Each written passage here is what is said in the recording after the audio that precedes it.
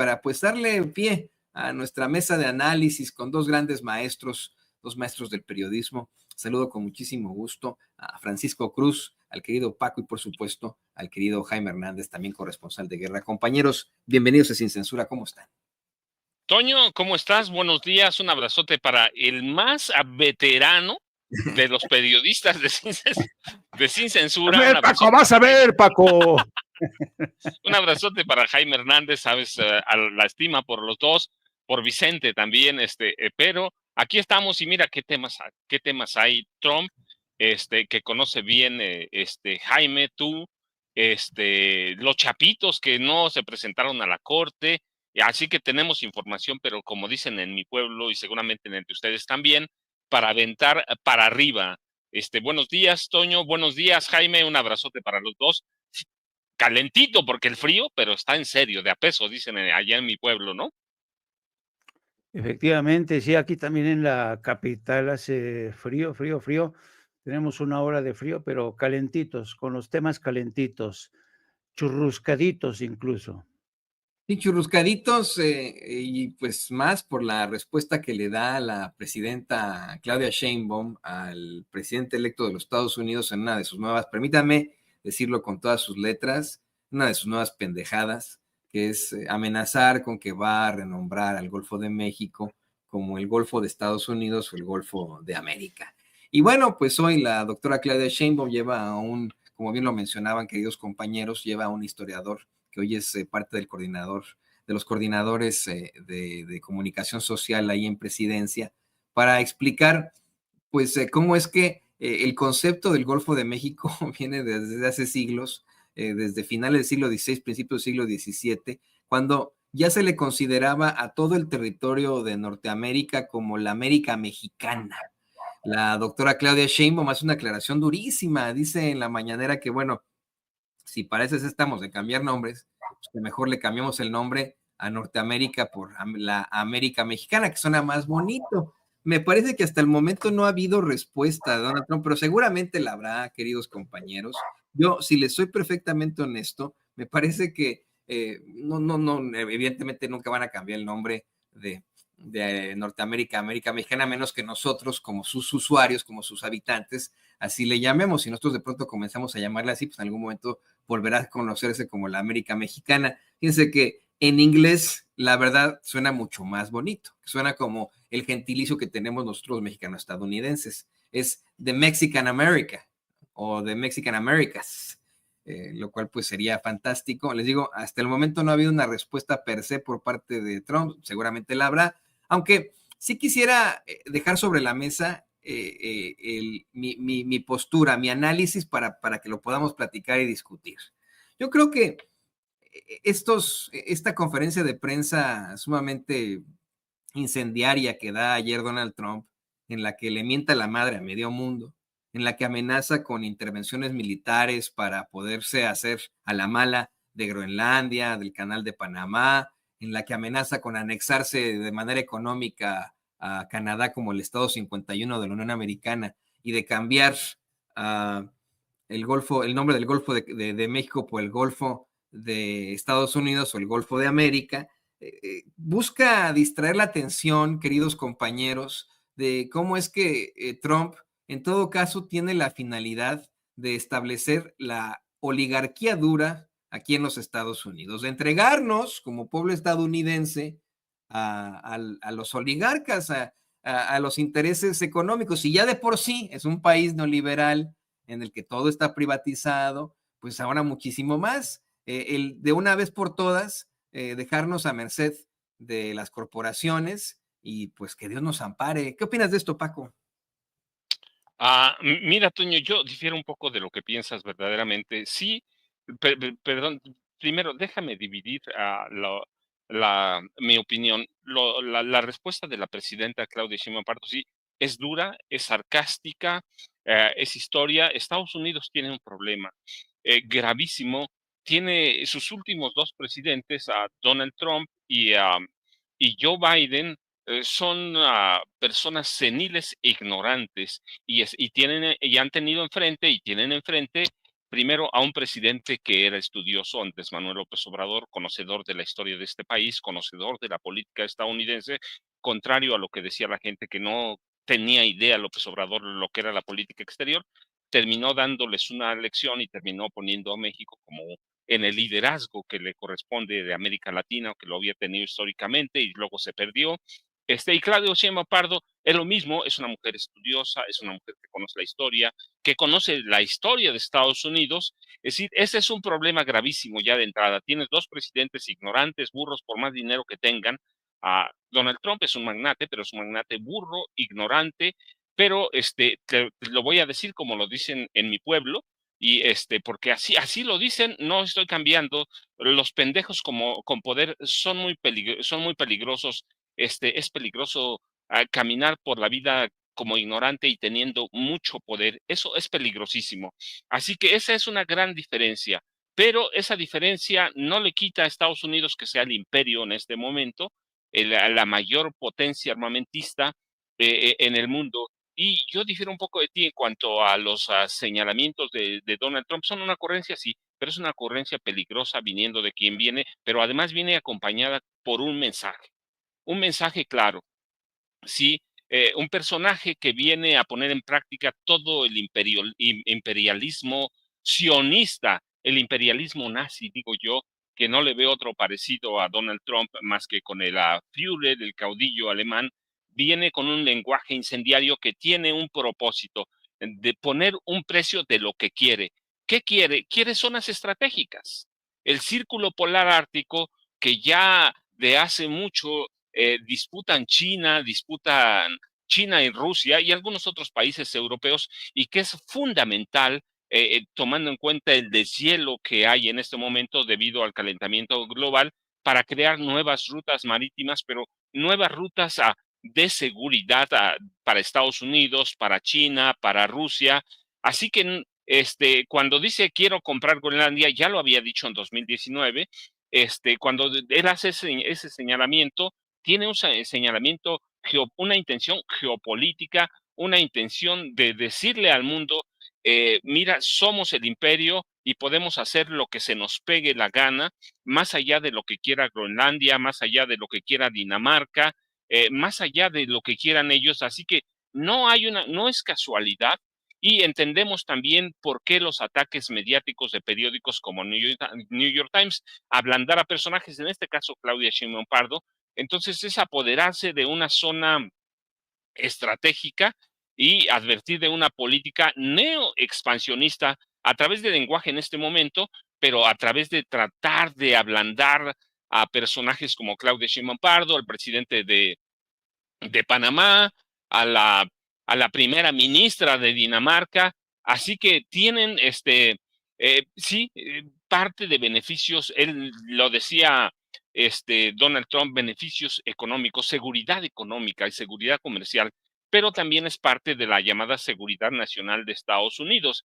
Así que sí son ocurrencias, pero no tienen un mensaje de trasfondo más allá de distraer a los estadounidenses y entregarle ese país a las grandes corporaciones, a sus amigos magnates. No, mira, el control de Panamá, él lo dijo, es una zona estratégica para el comercio, y él dice, están controlados por China. No están controlados por China, es el único ingreso y el mayor ingreso de los panameños. Así que, y es una zona estratégica, geoestratégica, no lo es la primera vez que lo dice, lo ha dicho en otras ocasiones, siempre ha estado de acuerdo con los acuerdos Torrijos-Carter para regresar el canal a Panamá. Así que es un lenguaje neoexpansionista que muestra cómo va a utilizarlo geopolíticamente, y si puede someterlo, ayer lo dijo, no descartó el uso de las Fuerzas Armadas, el uso militar para someter a Panamá. No hay ninguna comparación. No hay comparación. ¿Lo pueden someter militarmente? Claro que sí, ya lo hicieron alguna vez. Sí, la invasión a Panamá en 1989 es clarísima, con otras intenciones, pero es lo mismo, controlar a Panamá, porque es un punto geopolíticamente estratégico. Así que, ¿y por qué está enloquecido? No, no está enloquecido. O sea, sí son tonterías lo que dice, pero tienen la intención. Y luego Él ya ha hecho clarísimo su apoyo a Netanyahu para mantener el genocidio en la Franja de Gaza, la aniquilación del pueblo palestino, así que no le interesa nada. Y yo te decía, en el caso de, de Groenlandia o Greenland, como le llaman, la zona verde, que no tiene nada verde porque es prácticamente el 80% es hielo, ¿qué tiene? Pues es una parte geoestratégica porque tiene petróleo, tiene gas natural, tiene oro, tiene uranio, tiene cualquier cantidad de recursos naturales que le urge asegurar a Estados Unidos.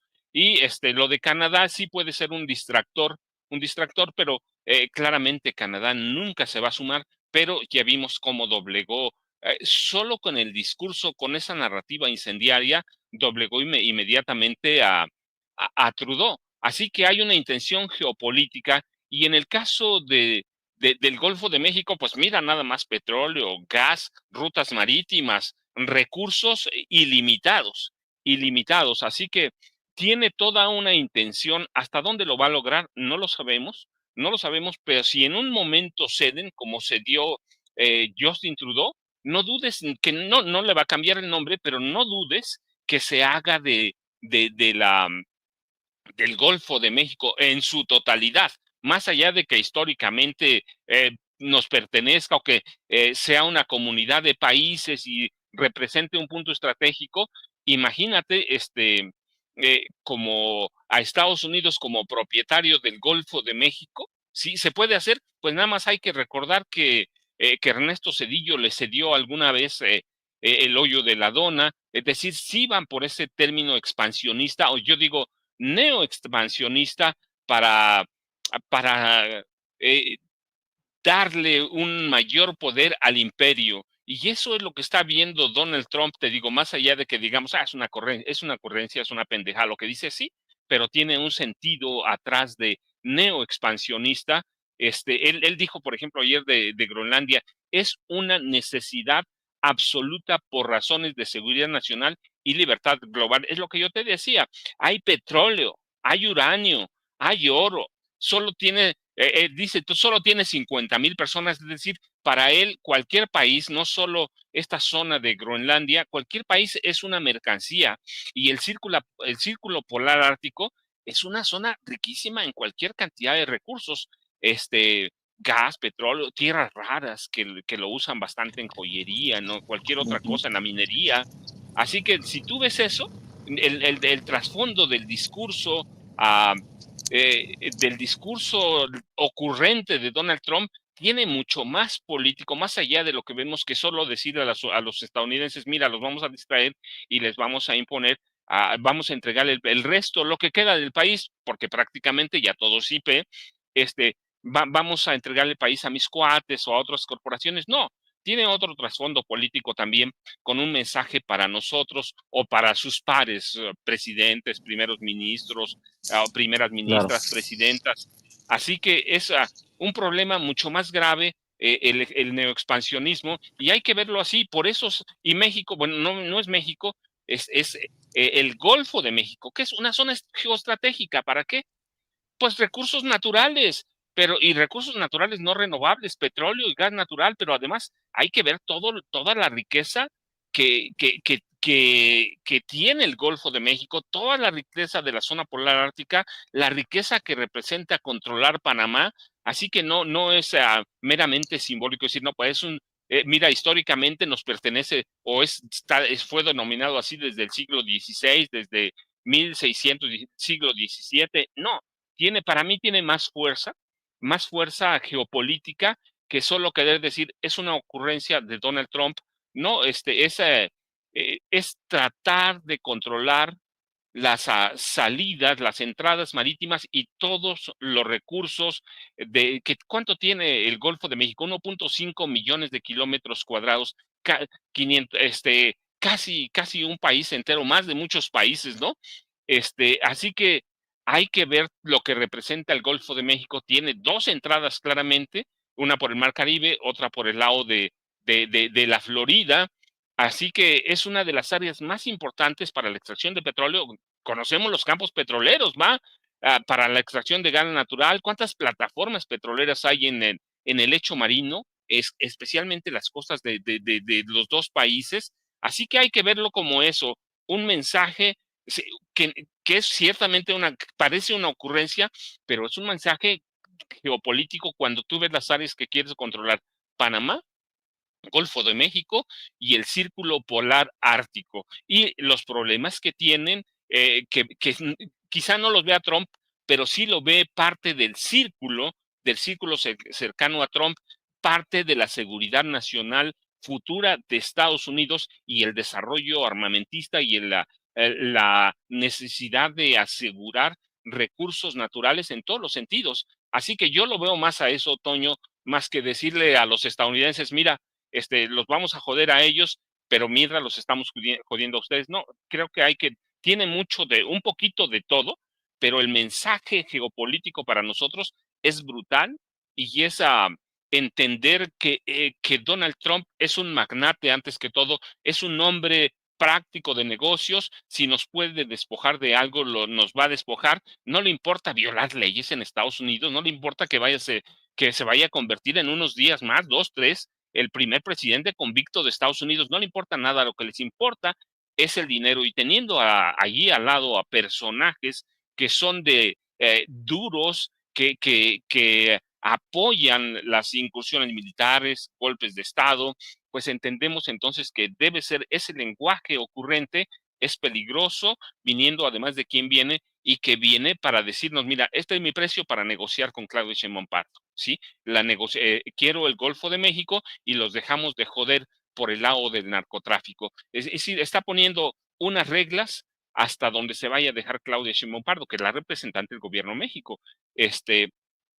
Así que yo lo veo por ese lado, más como mensaje neoexpansionista, más por el imperialismo yanqui en toda su expresión, con un lenguaje que de pronto parece ocurrente y que parece un mensaje para Estados Unidos, pero no, tiene mucho mensaje para nosotros porque Donald Trump así es y porque el equipo del que se está rodeando, empezando por Marco Rubio, pues son personajes de la ladura, de la política exterior estadounidense, y así van a tratar de doblegarte. Nada más el ejemplo es Justin Trudeau, dobló las manos inmediato. Quizá otros personajes en Canadá no vayan a doblar las manos tan rápido, pero ya dobló a uno y hay que ver a cuántos más va a doblar Donald Trump. Así que yo lo veo en ese sentido, Toño, Jaime, ya me extendí, pero así lo veo yo.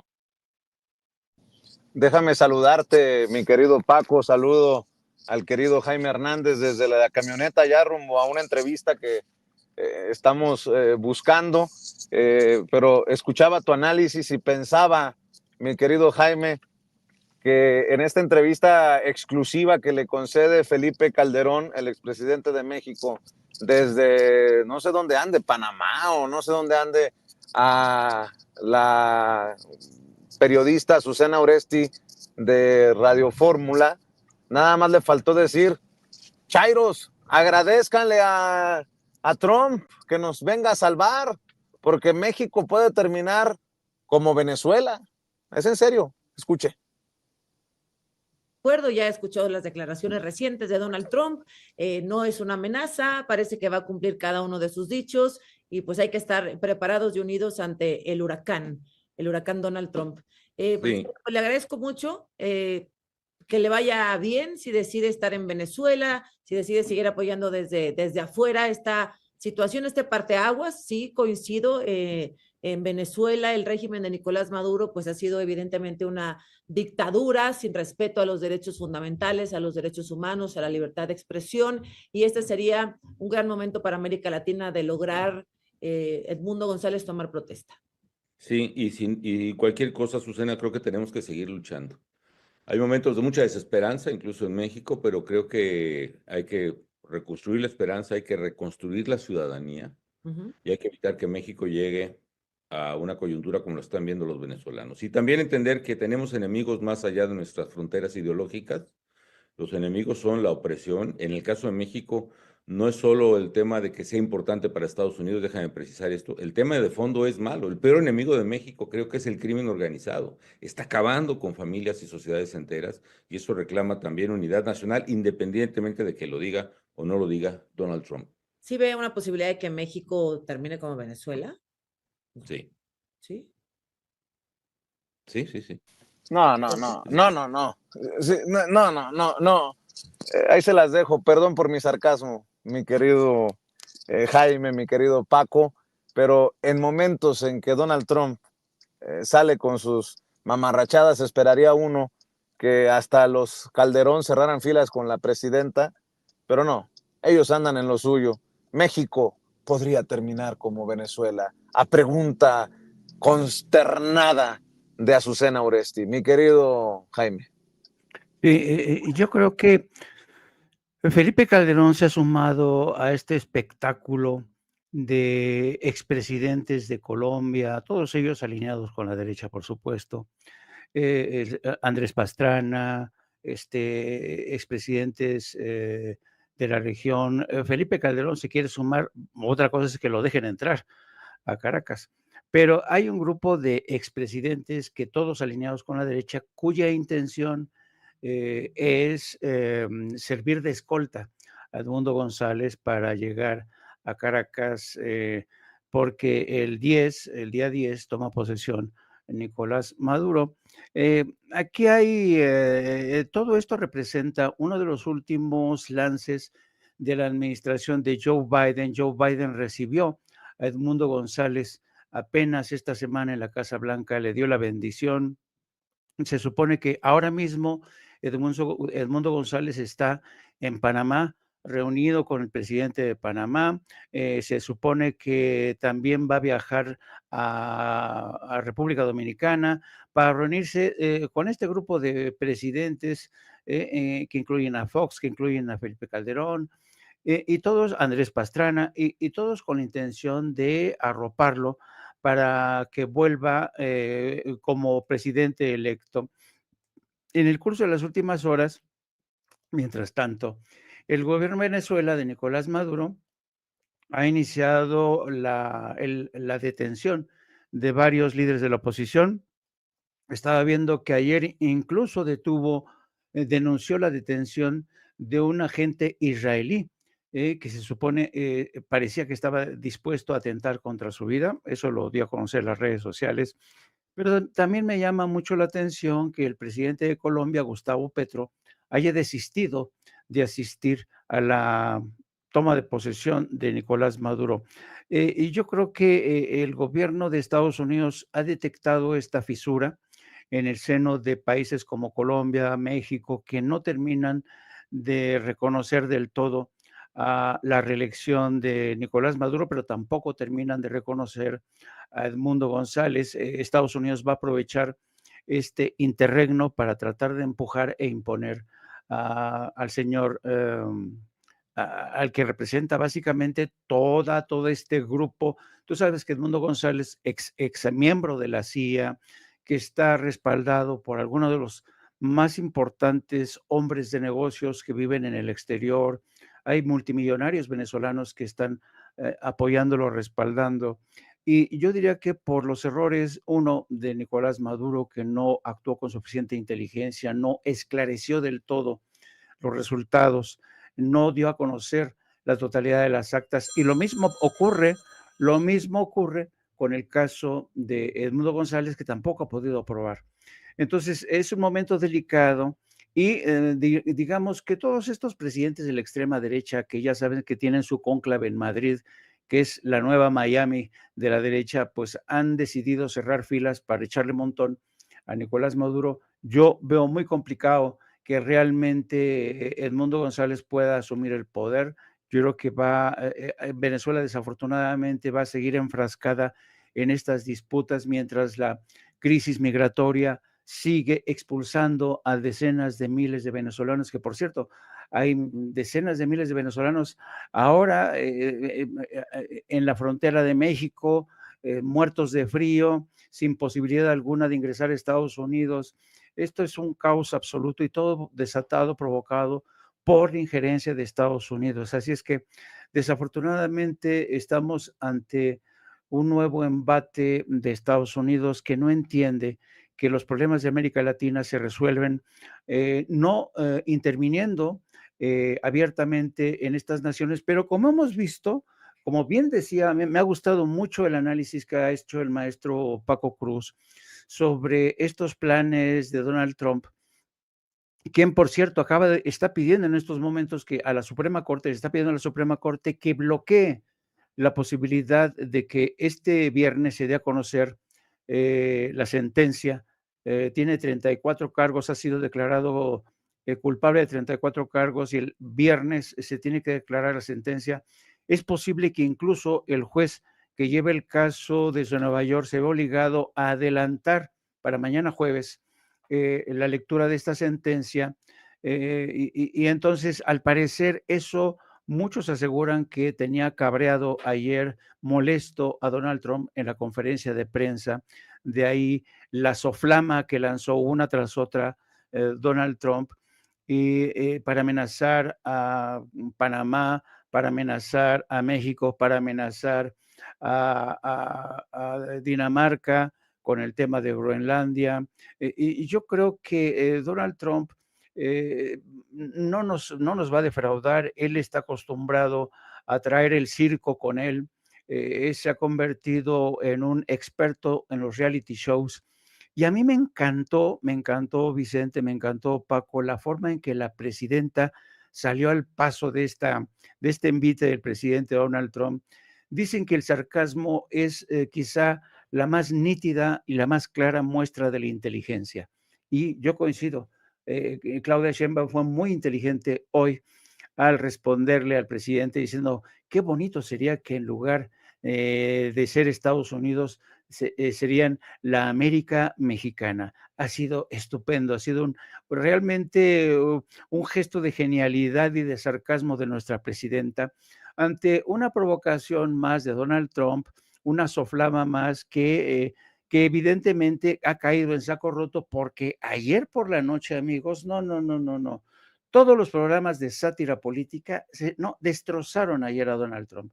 Todos se burlaron de Donald Trump, se llevaron las manos a la boca y dice, pero ¿cómo se le ocurre cambiar el nombre del Golfo de México? Ese presidente nos va a gobernar. Pero yo creo que más allá de la anécdota, yo coincido con el maestro Paco en el sentido de que hay que tener en cuenta quién está detrás de Donald Trump. ¿Quién está detrás? El señor Elon Musk. El señor Elon Musk, ¿quién es? Es un empresario muy interesado en reservas estratégicas, ya lo dijo el maestro Paco. El Ártico ya se ha convertido en un centro de disputa internacional. ¿Por qué? Porque ha habido un proceso de descongelamiento, ahí hay cobalto, ahí hay silicio, ahí hay litio, ahí hay petróleo. Entonces, te pregunto, Jaime, te interrumpo. ¿No crees que tú crees que ya es completamente Elon Musk, ya no Steve Bannon? ¿Es en estos momentos Elon Musk sí, más que todos? Sí. Si tú lees de cerca los planes de Donald Trump, evidentemente quien está detrás de todo esto, ¿quién tiene esta información? Elon Musk. Elon Musk está más interesado que nada en las reservas de yacimientos de litio. Y ten en cuenta una cosa, y de ahí la peligrosidad, como bien decía el maestro Paco. Si tienes en cuenta que el Ártico está rodeado, a ver, fíjate nada más, está Finlandia, está Suecia, está Dinamarca, está Canadá, está Estados Unidos, ¿quién más? Pues creo que sí. Bueno, ¿qué tienen en común estos 5 países? Todos ellos forman parte de la OTAN. Y de ahí la peligrosidad de un posible enfrentamiento, porque el país que tiene quizá la frontera más amplia es Rusia. Y Rusia evidentemente no ve con muy buenos ojos que estos países que integran parte de la OTAN quieran aborazarse y quitándole el Ártico y Groenlandia. ¿Por qué? Porque se supone que, además, una cosa muy interesante, Rusia ya se adelantó y de hecho Rusia ya está haciendo trabajos junto con China, trabajos de exploración en el Ártico, ya en estos momentos. Entonces, vamos a ver cómo el Ártico se convierte en motivo de disputa y precisamente en el caso del Canal de Panamá, que es bien interesante, yo no haría de lado estas declaraciones de Trump. A ver, si hacemos un poco de historia, querido Paco, querido Toño, Ustedes saben que Panamá fue una creación de Estados Unidos. Ustedes recuerdan que Panamá formaba parte de Colombia. ¿Cómo se separa Panamá de Colombia? Por una rebelión. ¿Y quién instigó esa rebelión para que Panamá se separara de Colombia? Estados Unidos. Sí. Estados Unidos agitó una rebelión para arrebatarle a Colombia Panamá y para construir por ahí de 1908, 1900 y pico, iniciar la construcción de ese canal de Panamá que él sigue viendo como una infraestructura estratégica. Y hay otro elemento que también mencionó el maestro Paco. Una vez que Estados Unidos designa como objetivo de seguridad estratégica al Canal de Panamá, al Ártico y al Golfo de México, ojo, mucho ojo, todo lo que le ponga la etiqueta de seguridad estratégica a Estados Unidos significa que lo va a defender incluso con el ejército. Y precisamente hoy por la mañana, a raíz de la burla, el escarnio que la mayoría de los shows de sátira política se lanzaron contra Donald Trump, dos congresistas republicanos, uno de ellos Austin Scott y Marjorie Taylor, ambos republicanos por Georgia, se lanzaron para reforzar esta tesis de Donald Trump. Ambos aseguran que el Golfo de México se ha convertido prácticamente en un campo de acción del crimen organizado. Dicen que por ahí se trafican personas, drogas, pesca ilegal, lo que ustedes quieran mencionar. Para así, Marjorie Taylor, como bien decías tú, Toño, temprano, ya se lanzó para presentar una iniciativa de ley para que el Golfo de México sea decretado el Golfo de América. Entonces, esta es una acción muy concertada, pero ante estas intenciones de Estados Unidos, primero, fíjate nada más lo que ya tiene en el plato Donald Trump. Expulsar entre 11 y 13 millones de migrantes, disputar el Ártico, ver cómo termina el tema de Ucrania, ver cómo termina el tema de Gaza y Cisjordania, volver a recuperar el canal de Panamá y hacerse con el control del Golfo de México. Es demasiado lo que ya Donald Trump tiene en el plato. Y hay un severo problema presupuestario, porque Estados Unidos tiene en estos momentos, ojo, 31 trillones de dólares en deuda.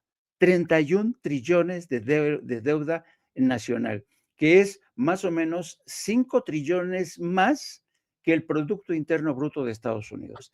¿De dónde va a sacar recursos para llevar a cabo toda esta ola expansiva que forma parte de una nueva doctrina a la Trump, porque Trump quiere resucitar a Estados Unidos, ha prometido una era dorada, un imperio con él como emperador? Yo francamente lo veo muy complicado porque Estados Unidos está endeudado hasta las orejas. Pero a ver, miren, estoy totalmente de acuerdo con lo que nos han planteado los dos, querido Paco, querido Jaime. Por supuesto que resuena muchísimo esta idea de la advertencia de cómo es que efectivamente los pendejos con poder como Trump son muy peligrosos y que hay un mensaje muy, muy claro de imponer los deseos imperialistas de los Estados Unidos que ya traen desde mucho tiempo en el Departamento de Estado. Esto es simple y sencillamente música para los oídos del Departamento de Estado, las pendejadas que está planteando Trump para ellos. Sí, claro que sí, aunque sean demócratas o republicanos, sí, apropiémonos del mundo, carajo, ¿no? ¿Qué es lo que quiere el Departamento de Estado? Esta es su idea muy estúpida de la política exterior de los Estados Unidos. Viven ellos todavía bajo la doctrina Monroe. Pero, como bien lo mencionas, Jaime, pues son una bola de cosas, ¿no? O sea, tiene muchas cosas en el plato y es lo que se le va ocurriendo al cabrón. Es lo que se le va ocurriendo al orangután naranja. Hoy se le ocurre ayer se le ocurre cambiar el nombre del Golfo de México al Golfo de Estados Unidos, amedrentar a Groenlandia, a Dinamarca, a Reino Unido, a Canadá, a Panamá, etcétera, etcétera. Hoy, a ver qué se le ocurre, ¿no? A ver, hoy a lo mejor ataca a Hillary Clinton, a Obama, vete a saber qué, ¿no? Y eso es más bien lo que está pasando en el momento, pero creo que efectivamente tendremos que estar muy, muy preocupados en cuanto a la peligrosidad que representa el tener no solamente a un pendejo como presidente de los Estados Unidos, con, la consola esa con la que con el botón rojo puede efectivamente empezar a disparar las armas nucleares, sino a un loquito que por cualquier cosa puede cambiar, depende de lo que le diga en ese momento Elon Musk, o Steve Bannon, o su hijo Donald Trump Jr., o el más pequeño Barron, que a lo mejor le dice, oye, pues me gustaría que llegaran los grupos de K-pop a gobernar el estado de Missouri. No sé, ¿no? Son puras estupideces que, pues, en efecto, están poniendo en jaque a todo el mundo, a la geopolítica de todo el mundo. Quería regresar al tema de Felipe Calderón por la respuesta que le da la doctora Claudia Sheinbaum a Trump en la mañanera. Muy bien lo que planteas exactamente, querido Jaime, ¿no? Que es bueno que lo haga con gracia, con ironía, pero fíjate, ¿no? A pesar de que Felipe Calderón le dice a Chayusén Oresti en esta entrevista que él no tiene ningún problema con el gobierno actual, que se mantiene respetuoso de Sheinbaum, que incluso reconoce su estrategia de seguridad en los primeros meses y etcétera, hay que ver cómo es que efectivamente, si en estos momentos nos estuviera gobernando Felipe Calderón o durante cualquier tipo de término que tenga, que tuviera Donald Trump, pues sería otro gallo el que nos cantara. Ya tendríamos hasta bases militares de Donald Trump en México. Esa sí es la realidad. Y creo que por eso es que la doctora Claudia Sheinbaum le responde de esa forma a Trump. Le dice, a ver, que quede muy claro que en estos momentos no gobierna Felipe Calderón ni el narcotraficante Genaro García Luna. A ver si podemos poner el clip F4, don David, porque Calderón le dice a Chayusén Oresti que en su gobierno llevaron la relación entre México y Estados Unidos a un nivel óptimo. Sí, óptimo, pero para Estados Unidos, cabrón, hijo de la chingada. Presente o qué tan problemático era en su administración el tema del fentanilo, expresidente. No, era un tema menos. De hecho, era una palabra que yo... For the ones who know safety isn't a catchphrase, it's a culture. And the ones who help make sure everyone... Pero sí, claro, el tema de drogas en general pues es el tema medular, uno de los dos temas medulares de la relación México-Estados Unidos. Ujú. Y marca esa relación definitivamente. Es un tema clarísimo e inevitable. Y en honor a la verdad, Azucena, con muchas limitaciones y con muchos errores y lo que quieras, pero en mi gobierno creo que llevamos la relación de México y Estados Unidos a un nivel óptimo. Yo honestamente creo que no ha habido un mejor nivel de relaciones tan importante para México entre los dos países como entonces. Y en materia de combate al crimen organizado y drogas hubo una extraordinaria y muy estrecha colaboración, cuya pérdida se ve reflejada ahora en retos muy dramáticos, no solo para la presidenta Sheinbaum, sino para todos los mexicanos.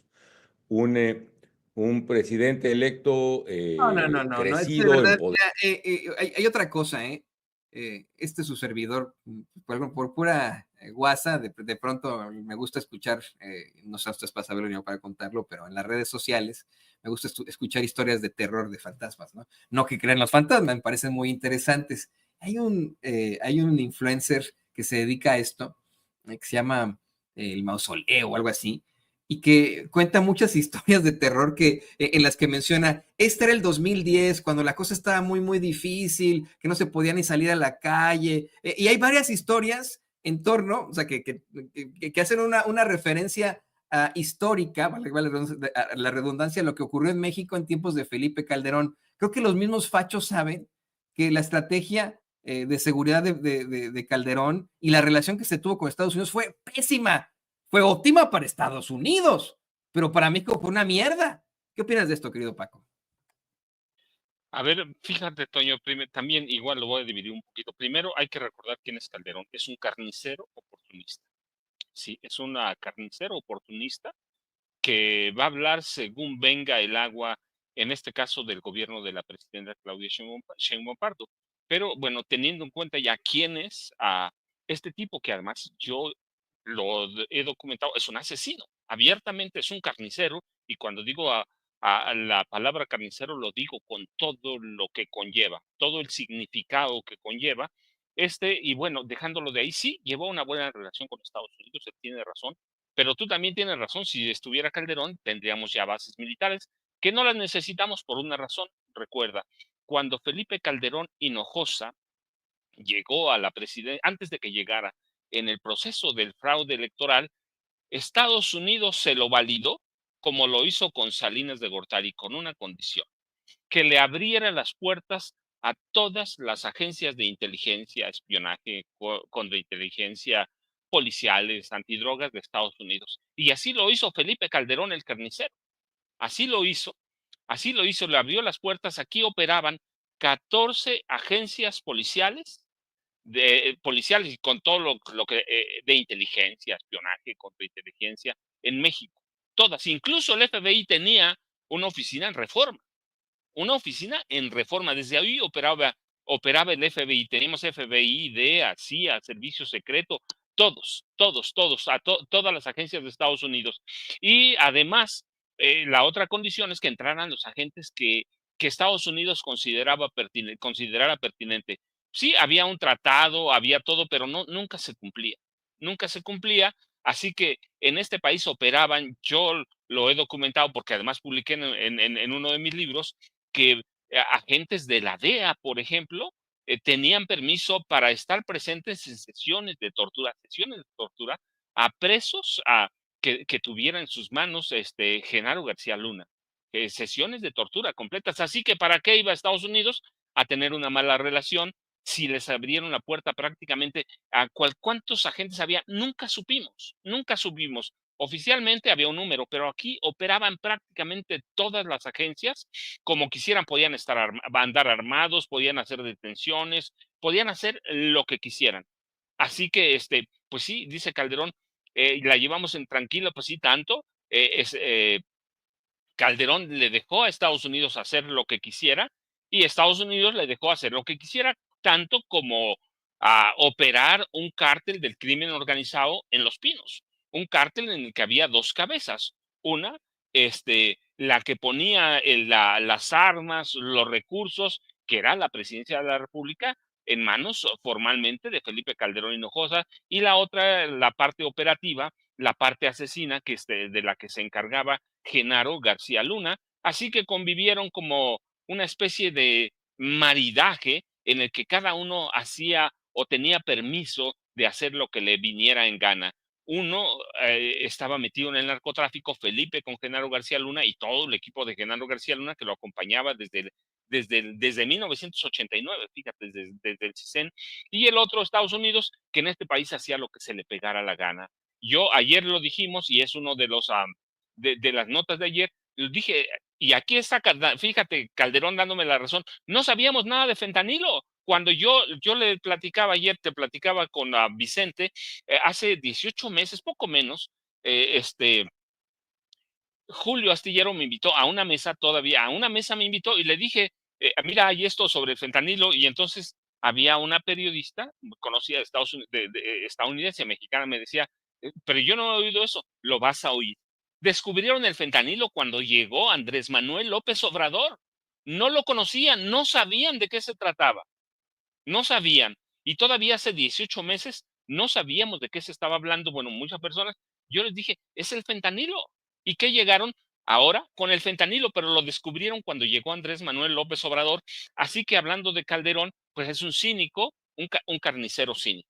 Un carnicero cínico que va a aprovechar lo que sea, cualquier micrófono, y bueno, con Azucena Oresti, que le va a cuestionar si es una periodista. Bueno, primero es ignorante, segundo es burro, y tercero, pues le abre los micrófonos a quien sea de la derecha, y es una periodista de derecha, y es una Oye, periodista que se ha documentado mentirosa, tramposa y abusiva. de Entonces, lo que, pero bueno, te oigo, Toño. perdón que te interrumpa, de lo que hemos escuchado a Susana Oresti en esta entrevista, hasta con temor le habla a Calderón. Cada vez que entrevistan a Calderón, bueno, se le ponen, pero como de tapete, como el tapete que tengo acá atrás, Ciro Gómez Leiva, Leo Zuckerman, el señor presidente. Muy bien, ¿la escuchas? ¿Escuchas tú a Susana Oresti en esta entrevista? Yo la oigo nerviosa. La oigo.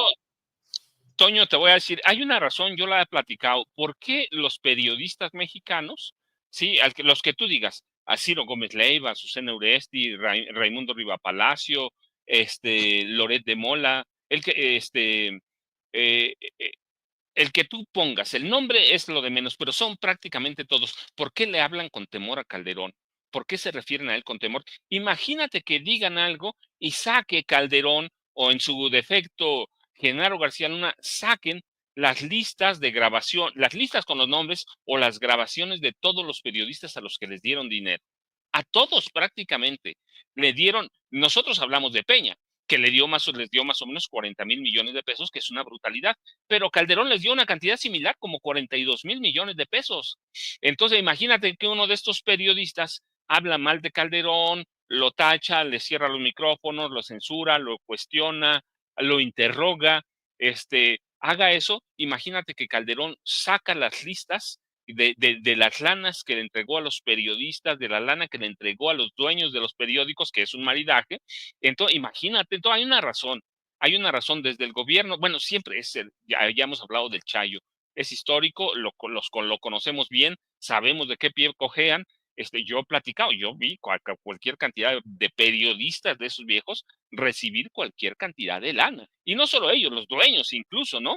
Que reciben, ellos dicen publicidad. No hay publicidad, son chayos, no son canales ni periódicos que hayan vivido de sus lectores, de sus escuchas, de sus televidentes. Vivieron del chayo, del embute, del soborno que les entregaba el gobierno en turno. Pero en especial los gobiernos de Peña y de Calderón les entregaron dinero por miles de millones de pesos para mantenerlos callados, para comprarlos. Yo he documentado cómo, por ejemplo, Genaro García Luna tenía una lista de periodistas que él los llamaba periodistas ilustrados, ¿sí? Que lo iban a hacer candidato presidencial del PAN y luego lo iban a llevar a la presidencia de la República. Con el visto bueno de Felipe Calderón, he documentado, por ejemplo, cómo Felipe Calderón le entregó, además de los miles de millones de pesos, le entregó a Televisa a Emilio Azcárraga ya, fíjate. Sí, eso fue un chayo, pero en serio, 120 millones de pesos supervisados desde Palacio Nacional, desde Los Pinos, que pues antes operaba como la oficina presidencial. 120 millones de pesos para ser candidato presidencial. A Genaro García Luna fracasaron por muchos errores que cometieron, pero lo querían hacer candidato presidencial. Imagínate a Susana Oresti cuestionando a Calderón y que Calderón no inmediatamente, pero mañana o pasado, les diga, oye, pero nosotros te mantuvimos, nosotros les entregamos tanto, nosotros hicimos esto por ustedes. Así que, ¿qué periodista se va a atrever, de los viejos, quiero decir, periodistas de la vieja prensa o la prensa corporativa, como lo llamamos, qué periodista se va a atrever a cuestionar a Felipe Calderón? ¿Qué periodista no le va a hablar con miedo? ¿Qué periodista no lo va a defender si les entregaron miles de millones de pesos? Algunos más que otros, algunos menos, porque no todos los periodistas viejos valen lo mismo, claramente, pero pues tienes a periodistas millonarios, a periodistas ricos, así que van a defender que ni siquiera, mira, van a defender a la derecha, porque no son periodistas a veces que tienen ideología, son mercenarios de la información. Y Azucena Oresti es una de ellas, y por eso le hablan con miedo a Calderón. Y te digo, imagínate que Calderón sacara las listas de los periodistas, ¿sí? Así que van a tratar bien a los periodistas, pero ¿en cuántas mentiras ha caído Susana Oresti o la han tapado? Ahora que las redes funcionan en tiempo real, sacan las mentiras inmediato de Azucena Oresti, de cualquier periodista, de cualquiera. Si nosotros dijéramos una, nos atraparían inmediato. Así que hay que tener cuidado, y por eso tienen mucho cuidado entrevistando a quién, pues a un tipo que fue carnicero, a un tipo que fue, no lo digo ahora, lo digo desde 2010, que fue un ladrón, que fue un capo de la droga, que es un asesino. Fíjate, 2010 lo digo, ¿sí?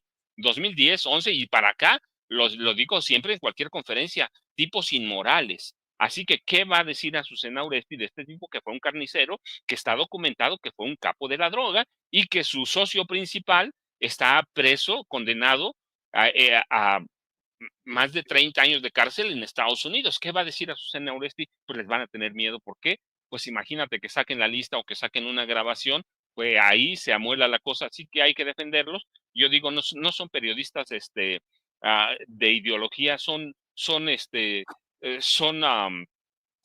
mercenarios que pueden servir a cualquier presidente de la República o a cualquier persona que vean que tiene poder, Toño. Veo a Jaime con muchas ganas de comentar sobre esto. ¿Qué opinas tú de esto, querido Jaime? No, solamente para sumarme, yo creo que el análisis que ha hecho el maestro Paco es espléndido. Yo añadiría solamente una cosa que desde mi punto de vista hay que resaltar. A ver, ¿por qué Felipe Calderón se ha convertido en un presidente que no ha callado, ¿por qué decidió irse a España y por qué se suma de forma entusiasta a estas caravanas para tratar de respaldar a personajes como Edmundo González en Venezuela? ¿Por qué razón? La única razón y la única explicación que encuentro para todo esto es que en el fondo Felipe Calderón está blindando su futuro. ¿De qué manera? Felipe Calderón sabe que después de la detención y el procesamiento de Genaro García Luna, su mandato presidencial está bajo sospecha, porque es imposible que como presidente no se haya percatado de los tejes y manejes de Genaro García Luna. Por tanto, su mejor defensa y su mejor blindaje es sumarse a las comparsas de la derecha que le hacen el juego a Washington, en este caso, en el caso de Venezuela. Felipe Calderón quiere estar en buenos términos con Estados Unidos, quiere estar en buenos términos con Washington. Se va con la derecha europea porque también sabe que ellos le ofrecen una red de protección.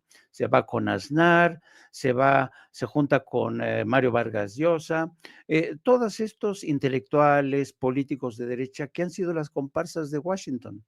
Entonces, yo creo que Felipe Calderón, el maestro Paco dice que es un carnicero, el carnicero de Michoacán, y yo añadiría que Felipe Calderón tiene la astucia de un criminal, no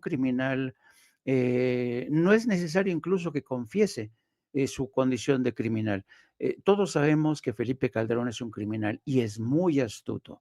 ¿Cómo si no Felipe Calderón se robó unas elecciones presidenciales? ¿Cómo si no Felipe Calderón desató una guerra encarnizada contra los cárteles y cuando se dio cuenta que no podía controlarla, fue a Estados Unidos a pedir ayuda? A mí me consta cómo las Fuerzas Armadas, los generales, los secretarios de Defensa de México bajo Calderón iban con nocturnidad al Pentágono a pedirle chicha al Pentágono. Cómo progresa el acuerdo de la iniciativa Mérida en la que nos llenaron de armamento, de helicópteros Black Hawk y todo a contentillo de la administración de Estados Unidos. Felipe Calderón fue un siervo de Estados Unidos y quiere seguirle siendo porque le conviene tras la detención de Genaro García Luna. Estados Unidos tiene una colección de monstruos, de criminales, lo hemos visto, la larga es increíble, lo vimos en el caso de Osama Bin Laden, que fue agente de la CIA. Estados Unidos utiliza y reconvierte y recicla agentes de la CIA, a presidentes, a jefes de Estado. Y a mí no me extraña este papel que está protagonizando Felipe Calderón, de estar, por eso dice, cuando en mi presidencia estuvimos en muy buenos términos con Estados Unidos, pues cómo no iba a estar en buenos términos. Yo recuerdo aquella vez que se indignó porque el embajador de Estados Unidos en México, Carlos Pascual, dejó en evidencia al ejército mexicano porque decía que el ejército mexicano no se atrevía a combatir al cártel de Sinaloa y a los Beltrán Leiva. Eso enfureció a Calderón, quien le fue a reclamar a Barack Obama, pero Barack Obama evidentemente le quitó a Carlos Pascual, le dio la cabeza de Carlos Pascual, pero a cambio, ¿qué le impuso a Felipe Calderón? Le impuso el sobrevuelo de drones militares que Calderón no informó al Congreso de México. Calderón siempre estuvo sometido al poder de Washington. Calderón se convirtió en un agente más de Estados Unidos en este doble juego que mantuvo, porque mientras protegía al cártel de Sinaloa, se decía tener buenas relaciones con Estados Unidos, les permitió hacer de todo.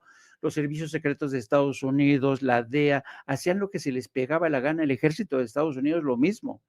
Así es que no venga a presumir Felipe Calderón, él sabe que tiene ahí varios asuntos pendientes, por eso se va a España, no a Estados Unidos, y quiere seguir trabajando como pues como un títere de Estados Unidos. Lo vemos de forma entusiasta hoy, compareciendo con toda esta gente de derecha, con expresidentes, acompañando de forma valiente a Edmundo González, exagente de la CIA, para ver de qué manera lo tratan de imponer en Venezuela. Y Washington, que va a decir, pues no me importa que Felipe Calderón sea un carnicero, no me importa, mientras me siga sirviendo a mis propósitos, póngalo en la lista de expresidentes que apoyan a Edmundo González. Esa es la historia. Pero desafortunadamente para Felipe Calderón, Estados Unidos no siempre protege a sus monstruos. Y yo mucho me temo que va a pasarle un poco lo que le pasó a Genaro García Luna. Sí, sí, sí, exactamente. A mí me gustaría muchísimo que Felipe Calderón se viniera a vivir acá a Estados Unidos en lugar de vivir ahí en Madrid. Le iría muy bien ahí en Miami, se la pasaría muy bien. Hay muy buenos bares ahí en Miami, por cierto. No me va a dejar mentir el querido Paco. Y bueno, en muchas partes hay muy buenos bares en todas partes aquí en Estados Unidos. Y queridos compañeros, pues como de costumbre se nos fue la hora volando como agua. Volando voy, volando vengo, como decía el buen camarón de la isla. Y pues yo quiero agradecerles estos comentarios tan ilustrativos, tan buenos, tan fuertes, que me quedo para la reflexión, que voy a estar también comunicando con la gente acá en Estados Unidos, esto que nos plantea Paco, que nos plantea Jaime, sobre las acciones de Trump. Y les pido por favor que nos compartan sus redes sociales, bueno, pues y se mantengan aquí en Sin Censura, ustedes como pilares de este espacio. Estábamos contigo, Jaime, por favor, compártanos tus redes sociales. Pues ya dentro de hora y media vamos a estar en No Apto para Cínicos, vamos a hablar precisamente de estos planes expansionistas, de esta doctrina de nuevas esferas de influencia de Donald Trump, que yo lo veo complicado porque China ya hace mucho tiempo se despegó de Estados Unidos en el campo militar y tecnológico. China es hoy productor del 75% de los automóviles eléctricos en todo el mundo. Es decir, yo creo que Donald Trump no sabe con quién se está metiendo. Lo mismo con Rusia, que ya ha demostrado en Ucrania la capacidad que tiene para responder y contrarrestar. Por cierto, están avanzando, en el curso de los últimos días ha avanzado Rusia de manera preocupante para el señor Zelensky. Vamos a hablar de esto y vamos a hablar de la respuesta.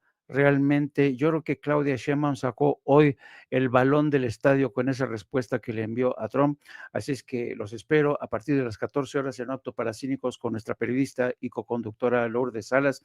También les pido que nos sigan a través de nuestras redes sociales, @Jaime Jurno. Un abrazo, querido Toño. Un abrazo, querido Paco. Un abrazo, querido Jaime. Paco, también, por favor, compártanos tus redes sociales. Toño, yo ya sabes, @Paco Cruz Jiménez en X, antes Twitter, Francisco Cruz Jiménez en Facebook.